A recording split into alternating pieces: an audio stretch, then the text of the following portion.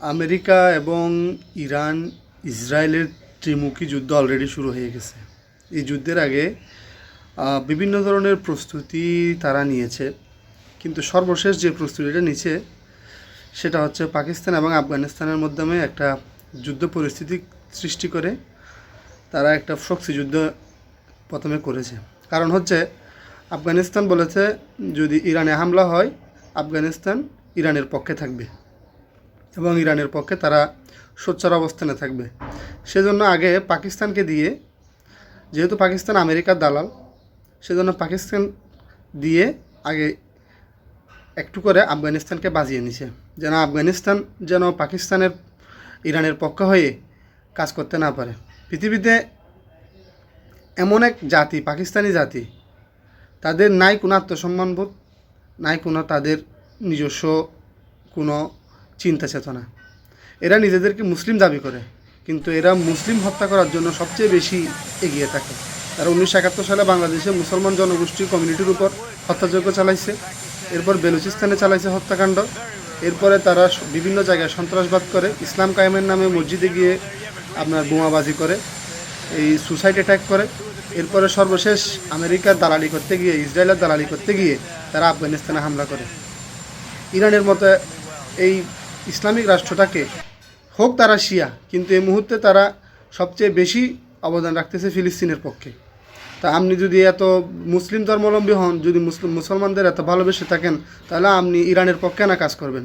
এর আগে ইরানের সাথে 12 দিনের যুদ্ধের সময় সুন্দর করে আকাশপথটা খুলে দিছে, আমেরিকার B-2 বোম্বার গিয়ে ইরানে হামলা করে চলে আসছে।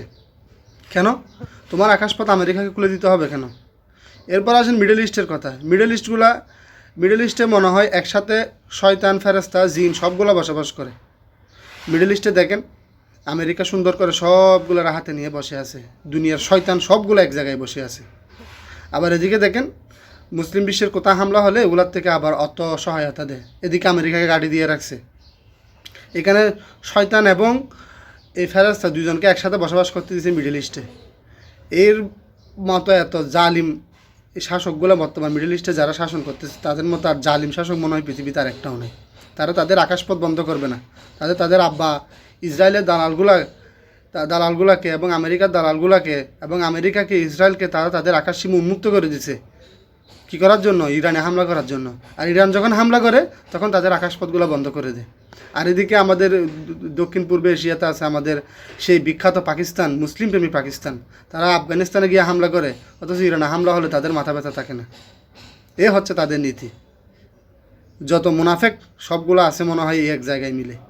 তোমাদের এত দালালি করার কি আছে? হ্যাঁ, এত দালালি করার কি আছে? আর বাংলাদেশের বাঙ্গুরা তো পাকিস্তান বলে অজ্ঞান হয়ে যাচ্ছে। না, মুসলিম বাই বাই, মুসলিম বাই বাই হলে তোমরা এত মুসলিম বাই বাই যদি করো, পাকিস্তান ইরানের পক্ষে দাঁড়াইতে বলো না। ইসরায়েলের পক্ষে দাঁড়ানোর কি আছে? আমেরিকার পক্ষে নিয়ে আফগানিস্তানে হামলা করার কি আছে?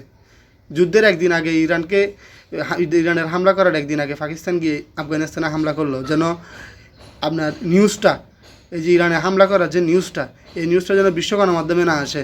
সবসময় ইরান, আফগানিস্তান এবং পাকিস্তানের নিউজ দিয়ে যেন তারা মাঝখানে করে ইরানে যে হামলা চালালো ইসরায়েল, এই নিউজটা যেন একটু কভারেজ কম পায়।